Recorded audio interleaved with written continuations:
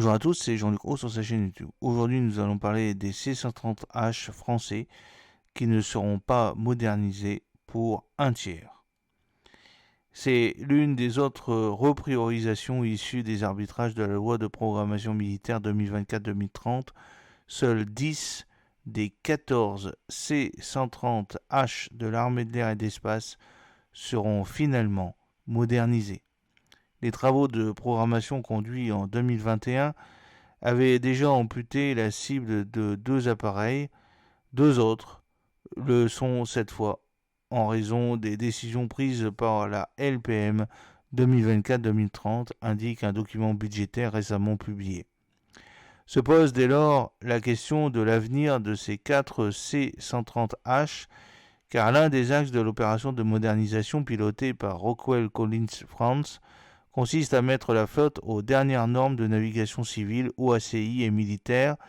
Le cas contraire, les restrictions de vol ne feront que s'accumuler. Hormis cette mise en conformité, l'opération comprend un second volet axé sur des améliorations des capacités tactiques au profit des forces spéciales. Un contrat secondaire a ainsi été notifié à Thales DMS et Sabena Technics BOD pour la rénovation du système d'autoprotection. Selon la documentation budgétaire, seuls 8 appareils recevront ce complément capacitaire. La réduction de voilure vient s'ajouter au retard. 4 années séparent l'objectif initial de livraison du premier C130H modernisé de sa réception par les forces en mai 2023 et après un nouveau décalage de 6 mois d'opérations de maintenance supplémentaires identifiées et traitées lors des opérations de réception de l'appareil. Le second exemplaire n'a pu être livré l'an dernier comme convenu pour des causes similaires. La prochaine étape relève du service industriel de l'aéronautique SIAE, responsable de la modernisation des 8 C130H suivants grâce aux kits livrés par les industriels. Près de 15 millions d'euros devraient être engagés cette année pour couvrir la commande de travaux complémentaires d'autoprotection et la mise en chantier de modernisation d'un aéronef de série au SIAE. Pour des armées se préparant dans l'hypothèse d'un engagement majeur, il faudra donc faire toujours plus avec un peu moins.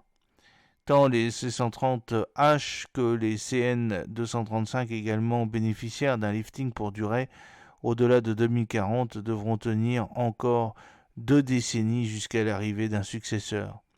Conduit au travers du programme d'avions de transport d'assaut de segment médian, ATASEM, l'effort de renouvellement du segment tactique n'a pour l'instant ni ligne budgétaire ni calendrier précis.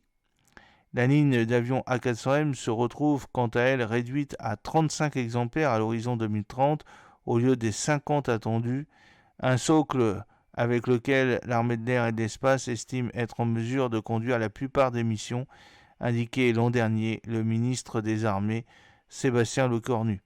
Une éclaircie néanmoins au tableau, la réception par l'escadron de transport franco-allemand d'Évreux du dernier des 10 C-130J et KC-130J flambant neuf.